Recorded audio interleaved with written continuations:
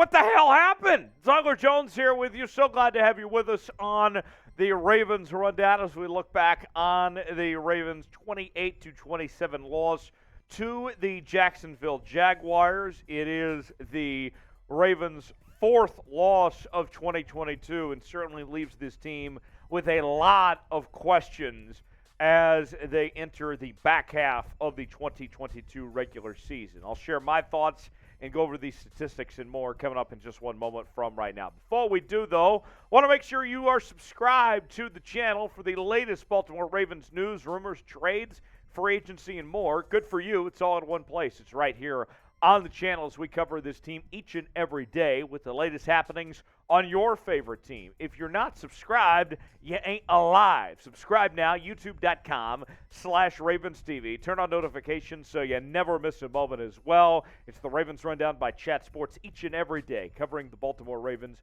youtube.com/RavensTV. A heartbreaker for the Ravens as they fall to Jacksonville 28-27. Remember, the Ravens were a 4-point favorite entering Sunday's game, and the Jags had really just not played a whole lot of good football this year. And for the Ravens to fall apart like they did, to have a chance to beat this Jags team, who, by all accounts, they were better than. The Ravens had no business losing to a team like Jacksonville, and yet they did. I mean, it's disappointing. I mean, we're all saying to ourselves here, WTF, right? I mean, you shouldn't lose these games. And when we look at the AFC picture, the Bills, the Chiefs, even the Dolphins, those seem to be kind of the favorites, right? And then the Ravens are right there. But if you lose games like this, then are you really among the elites? Are you really serious about contending for a Super Bowl if you're losing to the Jags? This is a reality check. This hurts inside if you're this Ravens team losing to the Jags. Look, in a battle for the postseason, when it comes to seeding and everything like that, every game matters, and you have to win the games you're supposed to. There's no excuse to be losing to the Jacksonville Jaguars. What's your one-word reaction to the Ravens' performance against Jacksonville? My one word would be disappointing. I could go with WTF as well. That'd be 3 words if you technically spelled it out. What would be your one-word reaction to describe the Ravens' performance against the Jags? Let me know in the comments section below. So let's go over the statistics for the Ravens on offense. 415 yards with 253 through the air from Lamar Jackson, 162 rushing. Third down, they were 8 of 14, 1 sack allowed. For this Ravens team. I mean, not bad when you look at the overall statistics for what this Ravens team did when it came to moving the football. The reason why the Ravens lost this football game was not because of their offense, but rather it was because of what their defense put together, quite frankly. That's what you point to, is what the defense did to give up 28 points. Let's look at Lamar Jackson's statistics, for example. 16 of 32, not his most accurate day passing, but when you put 254 yards through the air and 89 rushing yards, those are games you expect to win with 27 points, and the defense giving up 28 just wasn't the day the defense what you typically expect from this group. And Gus Edwards, 16 carries, 52 yards, 1 rushing touchdown, led the Ravens in rushing. It was good to have him back, but here's the deal. We've seen this Ravens defense look lights out at times this year, right? I mean, you point to that Saints game, the Carolina game, and then we've seen other times where they just looked like cheeks. You go back to what they did against Miami, and today was just one of those days. Giving up 28 points was just simply unacceptable. So the offense, I expect this Ravens team to win when they put up 27. I was disappointed to see the outcome end up like it is. So you tell me, name an MVP for the Ravens today.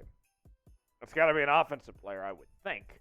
Let me know in the comment section. Give me one name of who you think should be the MVP for the Ravens today, despite the loss that they suffered. Today's show is sponsored by Established Titles. Established Titles is a fun and novel way to preserve the natural woodlands of Scotland while helping global reforestation efforts. It is a project based on a historic Scottish Custom, where landowners are referred to as lairds or lords and ladies in English. Title packs give you at least 1 square foot of dedicated land with a unique plot number on a private estate in Eddleston, Scotland, an official certificate with a crest. We plant a tree with every order and work with global charities, One Tree Planted and Trees for the Future, to support global reforestation efforts. You can officially include the title lord or lady on credit cards, plane tickets, dating profiles, and more. Makes for a great last-minute gift. The first 200 people purchasing a title pack using my link will be effectively next to my plot within a few minutes of walking distance. Depending on how many of you want to become a lord or a lady, we can build our own Ravens Rundown title together. It makes for a great last-minute gift. Established Titles is actually running a massive holiday sale right now with discounts up to 80% off. Plus, if you use the code CHAT, you get an additional 10% off. Go to establishedtitles.com/chat to get your gifts now and help support us here at the Ravens Rundown. All right, got a couple more players to talk about here. Let's focus in on Josh Oliver. Good to see Josh Oliver get involved. He had 4 catches off of 6 targets, 76 yards, and a touchdown. This Ravens team trying to find other options in the receiving game. Josh Oliver trying to compete for playing time among that great tight end room, and he showed out. Also, DeSean Jackson. DeSean Jackson made his debut against the Saints, remember. And then he's been dealing with that injury. I believe it was a hamstring. And with his age, we wondered, okay, can he get up to full speed and be fine? And today, he showed up. He showed out. 2 catches, 74 yards. He did what you would expect from DeSean Jackson, a very good performance from him. Now, let's get to the bad when it comes to the Ravens. Defensively, 322 yards of total offense. In particular, 294 yards through the air. The Ravens defense let Trevor Lawrence just pick them apart. Now, they did a good job of shutting down the run game. Travis Etienne and company held to 38 yards on the ground, but Trevor Lawrence was really able to do a really good job of going through this Ravens defense. And third down efficiency, Ravens did a good job of shutting down the Jags, 4 of 13. They did get 4 sacks, but nonetheless, Trevor Lawrence did move the football when he needed to. Marlon Humphrey, 6 tackles, 2 tackles for loss, and a sack from his end. But at the end of the day, Trevor Lawrence still was able to get his when it mattered when it came to the passing game. Now, how would you rate the Ravens defense today? 1 through 100. To me, it would have to be a very low number. I was very disappointed in what the defense did today. Now it's your turn to weigh in here on the Ravens Rundown. How would you scale the Ravens defense for me? Let me know. Scale it 1 through 100 in the comments section. Final score, Jags win 28-27. And, you know, it felt like before today, the Ravens seemed to be in very good shape when it came to the division race in the AFC North. Now with the way things have stacked up with the Bengals getting past the Tennessee Titans, we got a dead heat in the division now.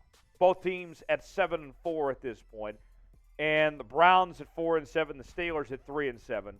Now, here's the big thing to watch between these two teams going forward. The Ravens have the easiest schedule of any team in the NFL the rest of the way. The Bengals have the toughest schedule of any team remaining the rest of the way. The Ravens get the Broncos next week. Steelers after that, the Browns, the Falcons, the Steelers again, and then they finish out the year against the Bengals to wrap up on Week 18. If the Ravens do what they're supposed to, they should finish out with 6 straight wins. But what we've seen this year, the Ravens have been losing games they're not supposed to. So I would like to be optimistic and think that the Ravens can win out with 6 straight wins, go 6-0 to end the 2022 season, but prove it to me. Prove that you can win the games you are supposed to. As always, follow me on Twitter at Tyler Jones Live, and we'll see you next week, hopefully talking about a Ravens win.